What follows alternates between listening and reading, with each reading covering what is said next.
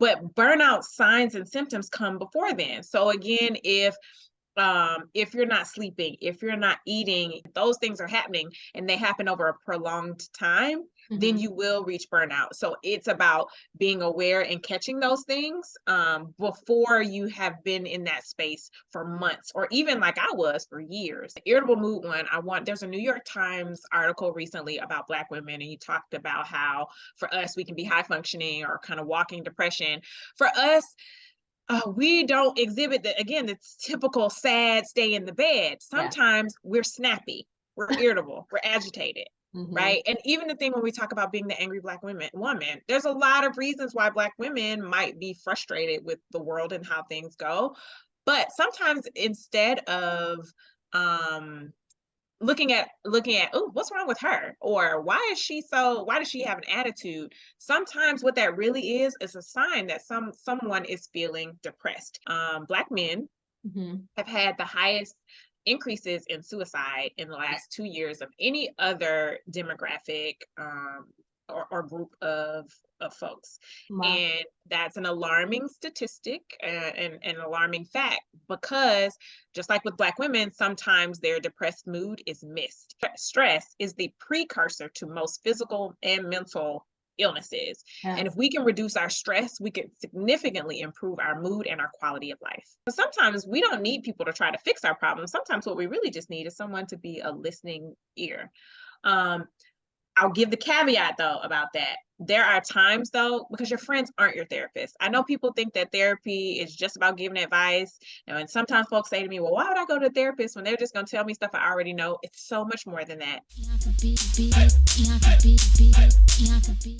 What's up, you guys? It's your girl, Bianca B, and welcome to the Bianca B Show, where we talk about business, finances, and friendships. So I'm super excited to have our next guest today. She is the self-care doctor. I really love her content and what she's been doing, and all about mental health and just helping young people out there, which is what this show is about, is really just getting awareness of being prepared to go out there, because a lot of people don't have guidance. So how are you today? I'm doing really well. I'm excited about the conversation and about the work that you're doing, or just kind of just your platform and all that you're doing to like encourage folks. And so I think tonight's conversation is going to be a good one. So I'm excited. That's awesome. So I kind of want to get a little bit of your backstory. You know, your TED Talk, if anyone hasn't seen her TED Talk, I'll link it. It was incredible. And you really talked about, you know, going through depression and at your lowest in like 2016. So can you kind of walk people through that journey and how that happened for you? Yeah, absolutely. So I attended Xavier University in New Orleans, Louisiana, which is a historically Black institution. And I went on to the University of Notre Dame for my doctorate. And that actually was the start of really feeling honestly depressed. So I was in training to be a psychologist at a predominantly white institution that really, and I can say this with love for my alma mater, struggled to support its minority students, its historically marginalized students. And so there, I really began to understand the impact of discrimination on your mental health. So then I transitioned from Notre Dame and then began working at the University of North Carolina at Chapel Hill. And as the only Black psychologist in the counseling center, I felt this really large sense of pressure to be all things for all of my Black students and for anybody who felt othered, anybody who didn't have a voice. And in doing that, I overextended myself and I was reaching what I now know is burnout. Yeah. And so as I reached burnout, in 2016, I found myself clinically depressed, helping other people every day, but then going home crying, not eating, and woke up one morning realizing that I didn't want to be here anymore. Yeah. And it was so intense that I knew that if I didn't make any changes, that I wouldn't be here anymore. But I knew that there was so much that I wanted to give the world and wanted to, in ways that I wanted to support people. So that began my journey for self-care. I realized that, okay, something's got to be missing. I'm telling folks what to do and I know what to do, but I'm not doing it. So what was the missing link? And hence the self-care doc being born. I just kind of went in this hole, began began to study self-care, what it meant to, and as I talk about in the TED Talk, what it meant to cry not being like cry as in your tears, but begin to extend compassion towards yourself, recognizing that you deserve the love you so freely give to other people, and reflecting upon what your intentional needs are. And I say reflection because self-care can be a fad these days. Wellness is becoming a fad these days, right? It's an industry, it's commodified.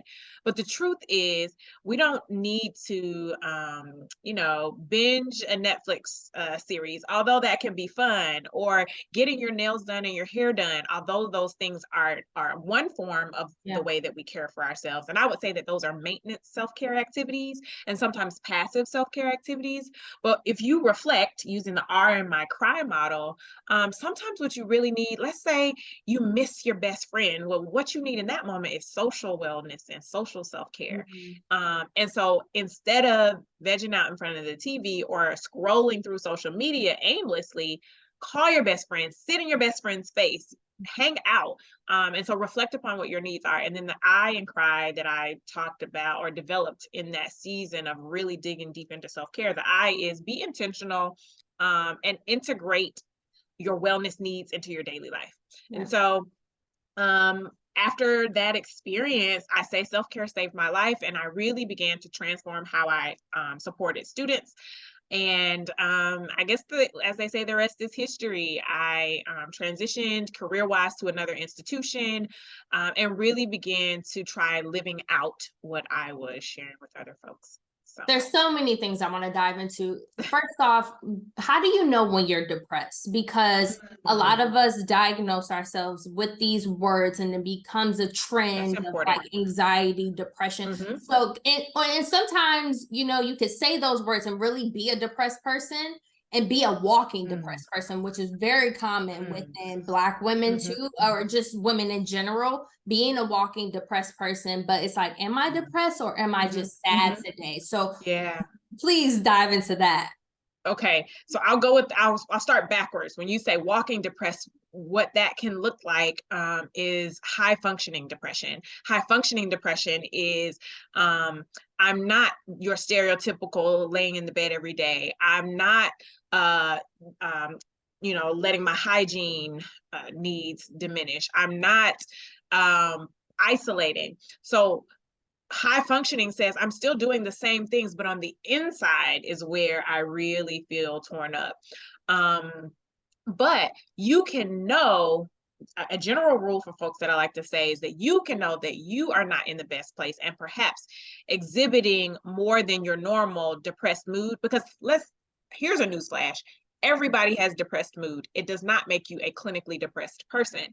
You move beyond that normal depressed mood when, for you, you are at your core engaging in activities that are beyond your norm. And so that's a first sign. And so what I mean by that is this: if you are typically the kind of person who loves going out and being connected to your friends, and you find yourself for a period of 2 weeks or more where you're staying in the house, where you don't want to talk to your friends because they're getting on your nerves, you're being irritable. So irritable mood, isolation. If that happens for a period of 2 weeks and you know that that's not your typical, then that's an indicator that something may be going wrong. Okay. Another of the symptoms, the irritable mood one, there's a New York Times article recently about Black women, and he talked about how for us, we can be high functioning or kind of walking depression. For us, we don't exhibit the typical sad stay in the bed. Sometimes we're snappy, we're irritable, we're agitated, right? And even the thing when we talk about being the angry Black woman, there's a lot of reasons why Black women might be frustrated with the world and how things go.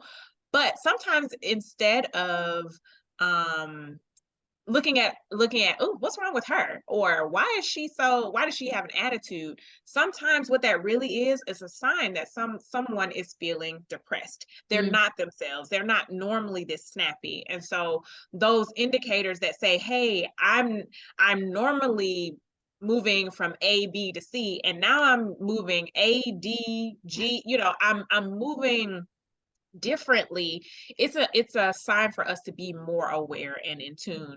And this is a time where I might say that our wellness journey, our mental health journey, is really a personal one, and it requires that we get really reflective. So going back to that cry model, being reflective, because if you're not in tune with yourself enough to say, hey, yeah, normally I am more talkative, then we might miss it. And then sometimes the loving people in our life, they might point it out to us. Yeah. Like, girl, you ain't been answering the phone when I've been calling you. Or what's up, dude? You know, when guys too, because that's something I think we need to really pause and reflect on. Black men have had the highest increases in suicide in the last 2 years of any other demographic or group of folks. Wow. And that's an alarming statistic and an alarming fact, because just like with Black women, sometimes their depressed mood is missed. And so really important, again, if you get off of your norm, some of the more traditional symptoms though, that you can look for, change in appetite, difficulty sleeping, Yeah. the irritable mood that I talked about, the lack of focus and concentration, and periods of sadness. So sadness can be a part of depressed mood. That's and I use that one last though, because that's what most people think about. But those traditional things, along with those other things that I mentioned, and really at the core, like I said, you're just not quite yourself, and you're not quite yourself for a period of two weeks or more, that may be an indicator to take a deeper look. I love also that you talked about the different types of self-care, because I instantly thought self-care was your nails, your feet, pedicure, massage, all those things. But sometimes people can suppress that. Sometimes those things could be, okay, I'm having a bad day, I'm going to go shopping, or, Mhm, those mhm, type of habits. mhm, And going mhm. into, college students too, a Okay. lot of college students don't have money, finances and those things play a Yep. huge role in trying to be an overachiever, sometimes not knowing what you want to do, being isolated from your family. What tips, you are, a therapist, not a therapist, but a psychologist, Yeah. for Georgia State University, and college students, what advice would you give to them? Yeah, I think first and foremost, I want to give college students, or I always give college students, permission to feel what they're feeling.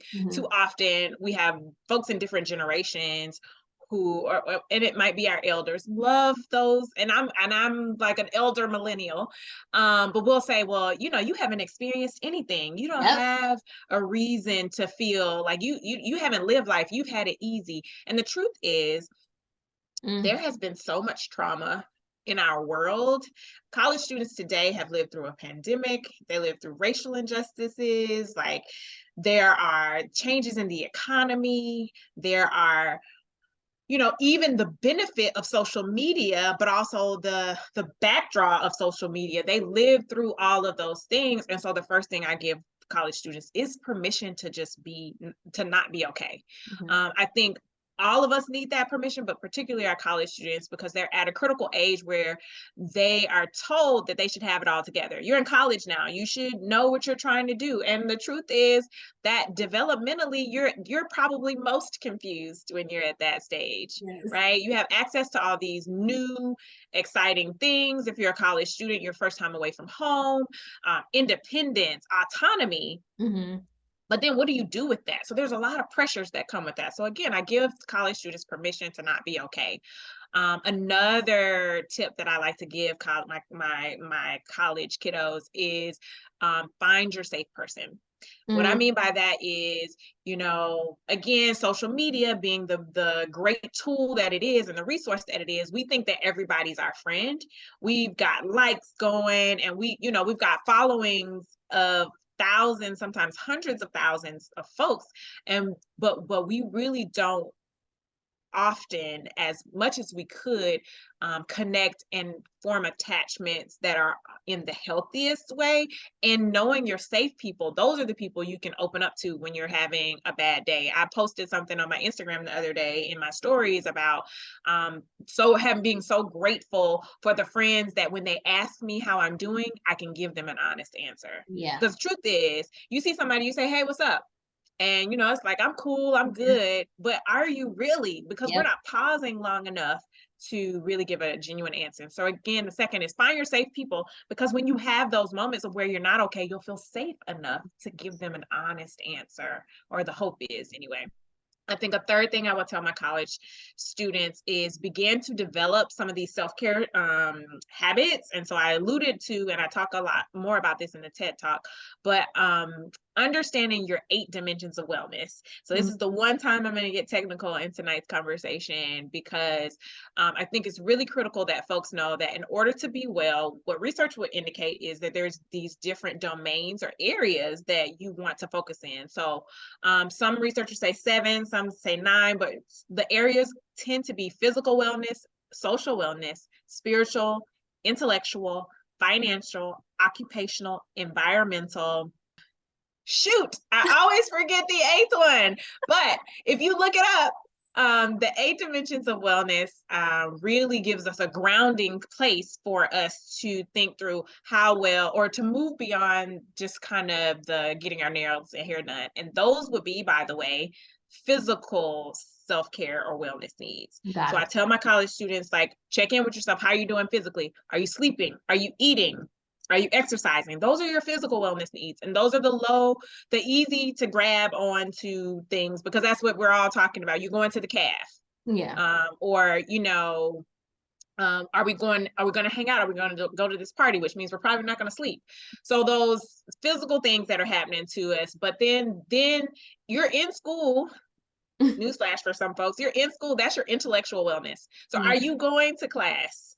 Mm. So tapping into to see what your habits are around studying. And then beyond that, financial. So I know a lot of college students, to your point, you don't have a lot of money, but you don't have to have a lot of money to begin to practice managing your finances in a healthy way. So go to your financial aid office. Many times college students don't realize the number of resources at no additional cost that they have at their Mm. fingertips.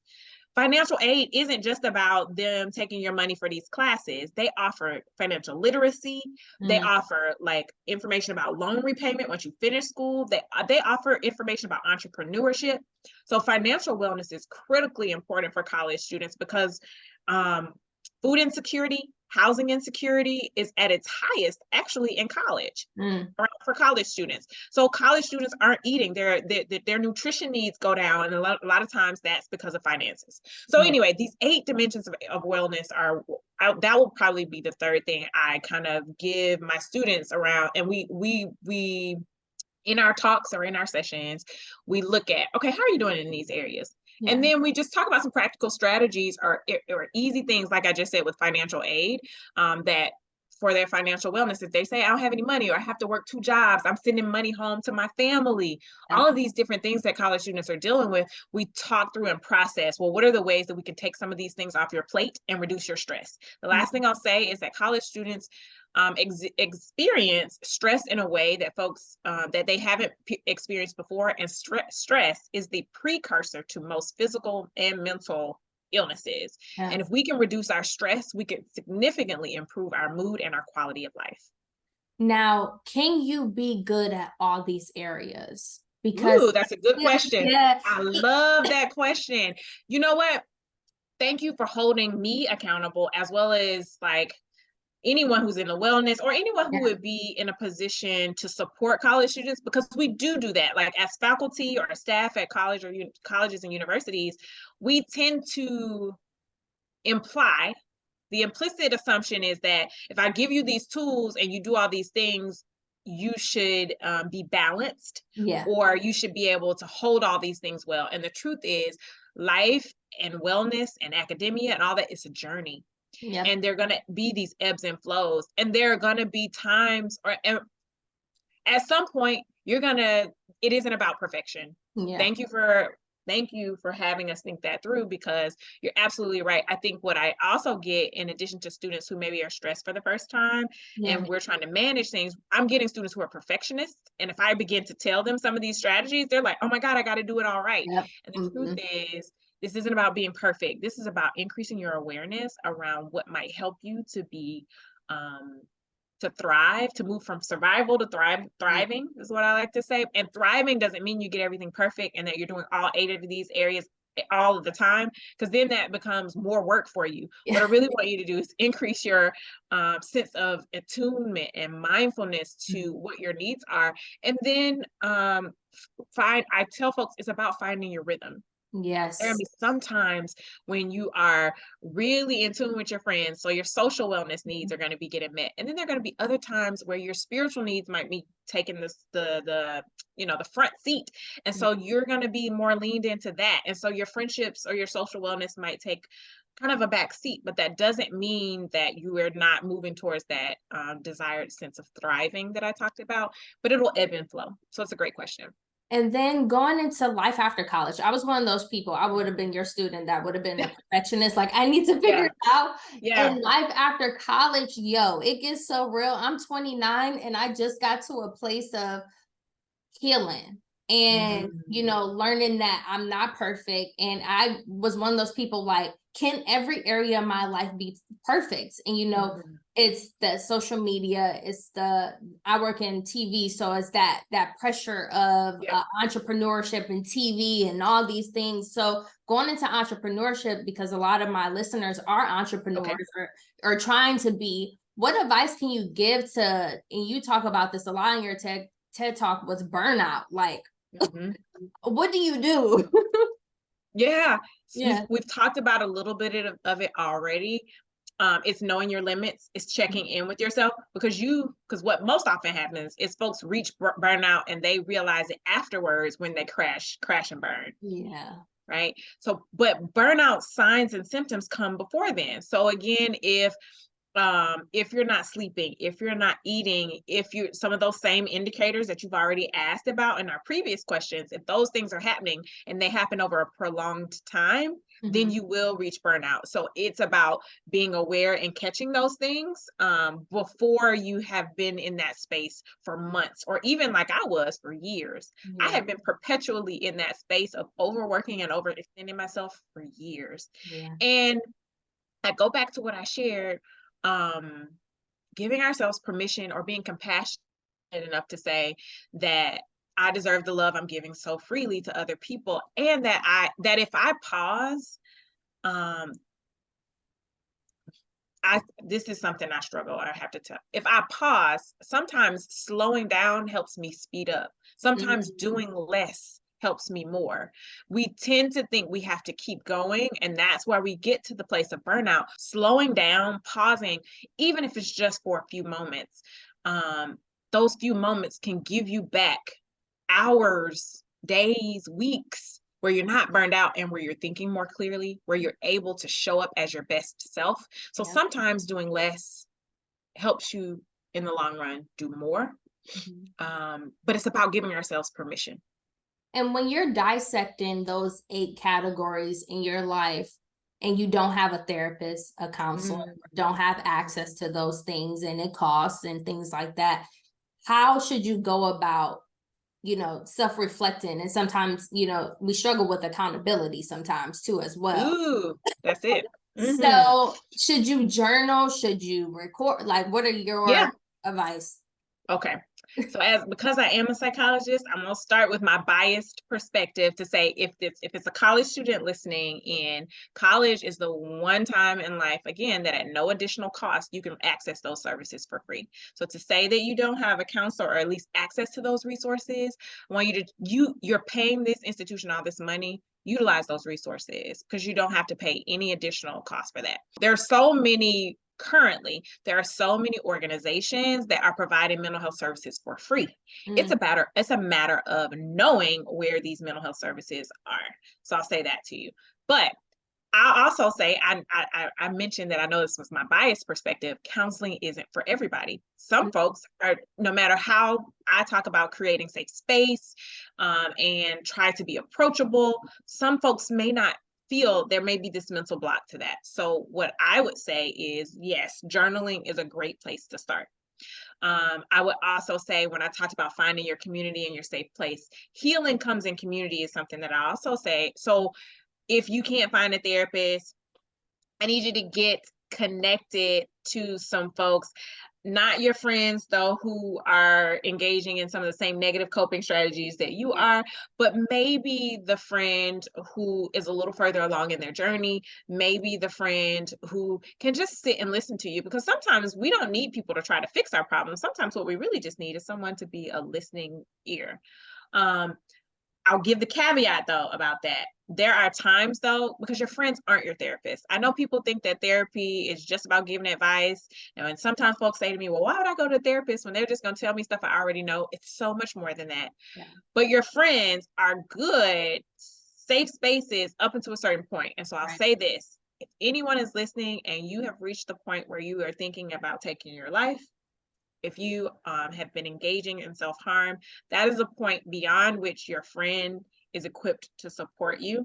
If you are that friend that someone's talking to you and you know that they're experiencing suicidal ideation or self-harm, you've reached beyond the scope of what you can provide them. And I would say that 988 is the National Suicide prevention prevention hotline. It moved from being a 1-800 number to being like 911. You can access this at any time. A suicide crisis counselor will respond. And so my second recommendation was get you a good friend. That's great. So if you don't do therapy, get you a good friend. But at some point, the caveat is your friend, it may be beyond the scope of what they can support you with.